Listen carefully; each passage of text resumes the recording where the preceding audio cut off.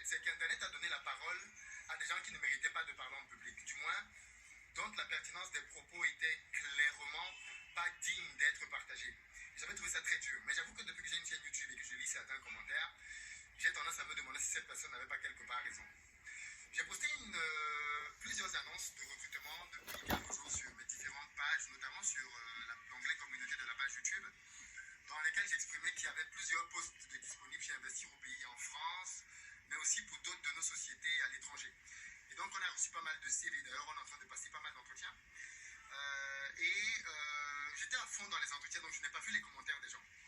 Et ce matin, parce que je m'apprêtais à faire le point sur les publications, je suis allé voir les commentaires et j'ai été choqué de voir que certaines personnes n'ont eu pour focus pas l'annonce, mais la photo de la femme qui était sur l'annonce. Alors il se trouve que quand j'ai voulu publier l'annonce, je suis allé sur la banque d'images que j'ai et j'ai demandé femme noire business. Donc le site te propose plusieurs images. J'ai cliqué sur la première, je l'ai téléchargée, je l'ai postée sur la vidéo, sur le site. Il se trouve que c'est une dame qui manifestement est assez claire, peut-être métisse.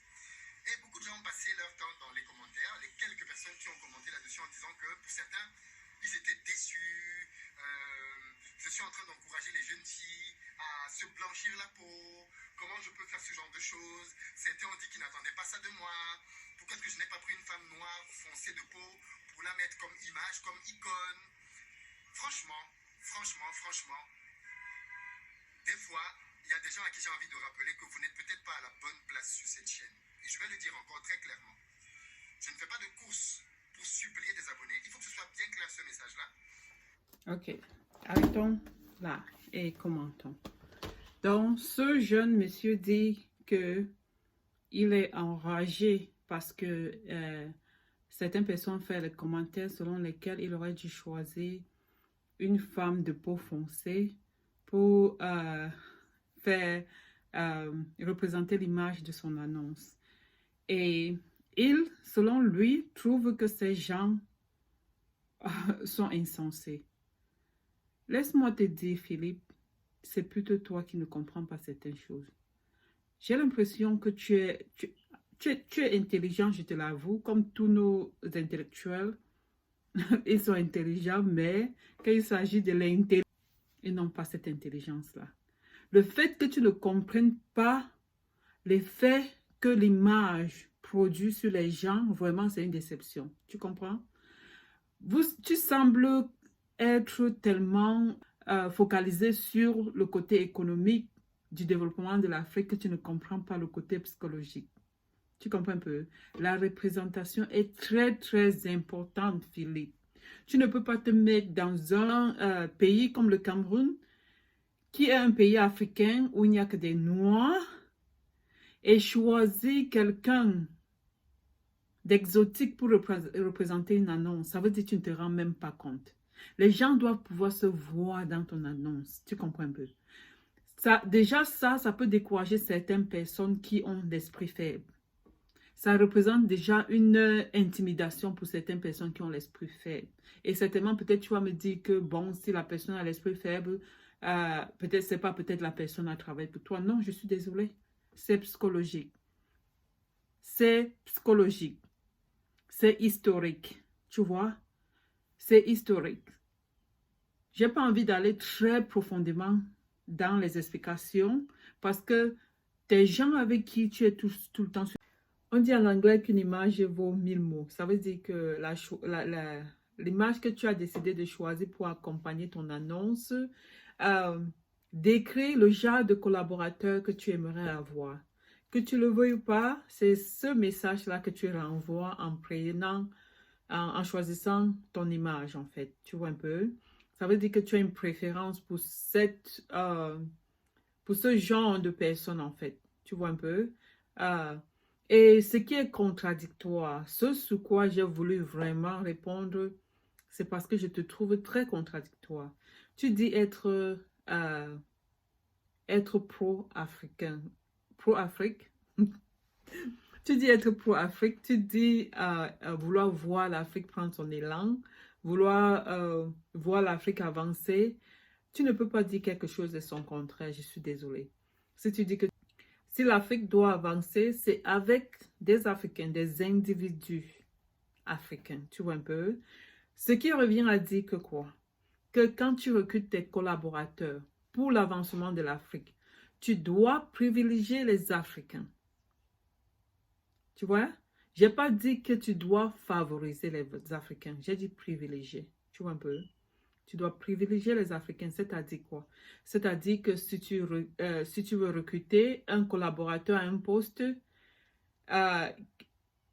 tu dois, premièrement, donner la possibilité aux Africains d'occuper le poste, tu vois un peu, à la seule condition qu'ils soient compétents. Parce que je ne suis pas en train de dire qu'il faut recruter un Africain à un poste où il n'est pas compétent à la place de peut-être un non-africain. Philippe, tu ne peux pas dire que tu es pour le décollage de l'Afrique, l'avancement de l'Afrique et dire que ta chaîne n'est pas pour les Africains. Tu vois un peu? Tu dis que ta chaîne est pour les amis de l'Afrique. Tu dis que ta chaîne n'est pas pour les Africains, mais 95% d'abonnés sur ta chaîne sont des Africains. Tu vois un peu? Ce n'est pas juste et ce n'est pas poli, ce n'est pas diplomatique pour toi d'insulter tes abonnés. Tu vois un peu? Ce n'est vraiment pas nécessaire. C'est pourquoi très souvent, quand on est mécontent, on ne prend pas une caméra, on commence à faire un live ou bien une vidéo. Et il faut se calmer et reconsidérer. Bon, tu dis que tu es pour l'avancement de l'Afrique, n'est-ce pas? Et tu dis que l'avancement de l'Afrique, selon toi, va se passer, que ta chaîne est pour les amis de l'Afrique. L'Afrique n'a pas d'amis, mon frère. L'Afrique n'a pas d'amis. L'Afrique n'a pas d'amis. L'Afrique n'a jamais eu d'amis. Tu vois un peu? L'Afrique peut-être a formé des alliances avec certaines puissances, mais ils ne sont pas amis. À la moindre petite erreur, ils vont utiliser l'avantage qu'ils ont de la faiblesse de l'Afrique pour les dominer encore. Donc, réveillez-vous. L'Afrique n'a pas d'amis. Donc, dire ça déjà, c'est tellement naïf pour moi. Tu vois un peu, c'est naïf pour moi de dire que les amis de l'Afrique, tous ceux qui investissent en Afrique le font dans leur intérêt propre. Tu vois? Il n'y a personne qui est en train de venir investir en Afrique parce qu'il aime les Africains. Non, c'est parce qu'il veut exploiter les Africains. Donc, la vraie évolution de l'Afrique va se faire avec les enfants de l'Afrique. Tu vois un peu? Avec les enfants de l'Afrique. Parce que je ne suis pas en train de dire que tous les Africains aiment l'Afrique. Non. Non, comme tu as dit dans ta vidéo, il y a des Africains qui sont pires que les non-Africains. Et c'est justement ce genre d'Africains dont on n'a pas besoin. Mais ça ne veut pas dire que parce qu'il y a les Africains qui sont pires que les non-Africains, alors il faut ouvrir la porte aux non-Africains. Non. Non, non et non. Il y a suffisamment d'Africains qui existent pour pouvoir trier les bons et faire ce qu'on a à faire ensemble. Tu vois un peu? Ça, c'est ce qu'il faut faire. Il y a suffisamment d'Africains qui aiment l'Afrique, qui sont prêts à travailler dur pour l'Afrique. Il y en a suffisamment pour pouvoir en rassembler et aider dans l'avancement de l'Afrique. Parce que je t'en supplie, Philippe, détrompe-toi. Je ne suis pas en train de dire que tu ne dois recruter que les Africains. Non, tu recrutes des personnes qui vont te permettre d'amener ton projet à bout. Tu vois un peu. Tu recrutes des meilleurs employés dont tu peux avoir accès. Les personnes les plus qualifiées.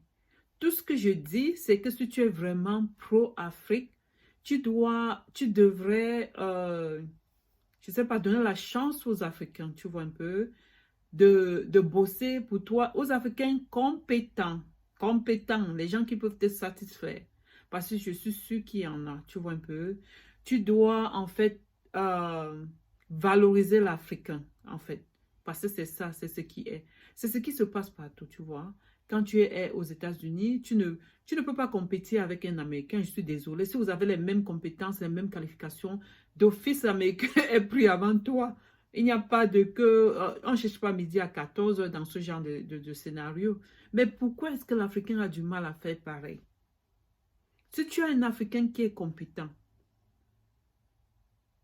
hein? Si tu es un Africain qui est compétent, si tu es vraiment là pour encourager, comme tu le dis tout le temps dans tes chaînes, il faut que les Noirs arrêtent de se distraire, il faut qu'ils se mettent au travail, il faut qu'ils pensent à bâtir de la richesse générationnelle, blablabla, bla, bla, bla. Mais si tu peux être le catalyseur de cela, pourquoi ne pas le faire? Tu dis quelque chose et son contraire. Tu vois un peu?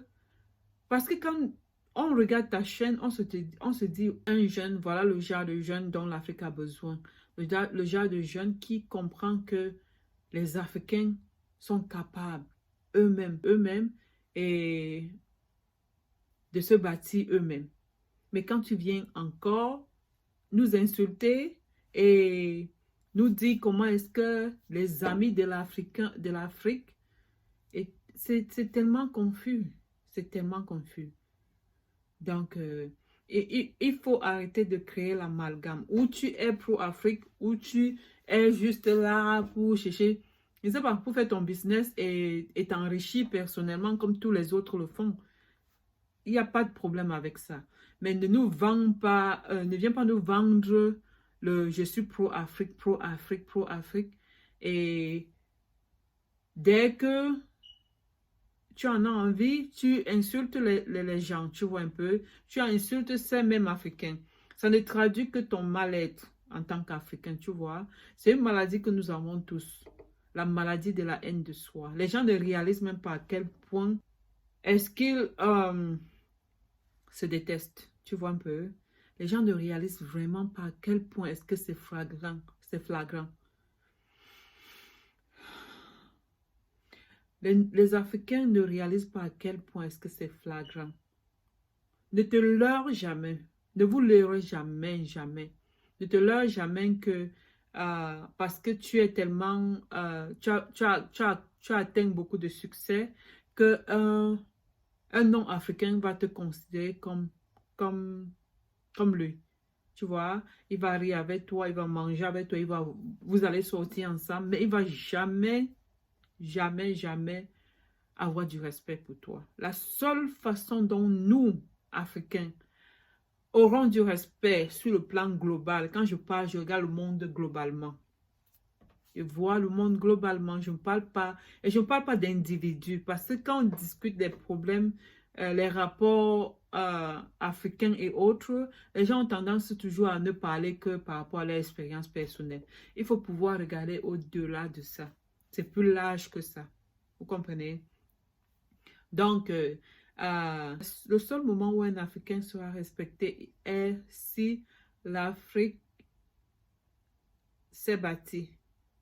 Et pour que l'Afrique se bâtisse et pour qu'on respecte l'Africain, il va falloir que l'Afrique soit bâtie par des Africains. Que les Africains contrôlent l'Afrique. Parce que même jusqu'aujourd'hui, les Africains ne contrôlent pas l'Afrique. C'est pourquoi on ne respecte pas l'Africain. Il peut avoir des succès, des histoires de succès personnels, mais ça ne change rien. On parle du système. On parle de l'ensemble. Parce que si c'est individuel, on te regarde toujours comme un Africain et quand on regarde l'Afrique, l'Afrique ne ressemble à rien et toi, tu ne seras pas respecté. Il faut que ce soit clair et net dans la tête des Africains. Pour qu'on respecte l'Africain, il faut que l'Africain ait fait quelque chose de l'Afrique de respectable. C'est le seul moment où on va respecter l'Africain et c'est le seul moment où l'Africain aura un siège à la table des personnes qui décident de l'avenir du monde. Parce que pour l'instant, ils n'en ont pas. Ils n'en ont pas. Ils ne sont pas considérés, ils ne sont pas vus comme importants, ils ne sont pas respectés à cause des personnes qui ont le même montant d'argent que lui et qui sont non africains. Il est le dernier du club, hein? C'est systématique. Quand vous allez vous mettre ça dans le crâne, vous allez comprendre de quoi on parle. Parce que les personnes croient qu'ils sont différents parce qu'ils ont des des succès individuels. Ça ne compte pas. Alors, thank you. Merci d'avoir regardé ma vidéo. Bye bye. À la prochaine. Bye.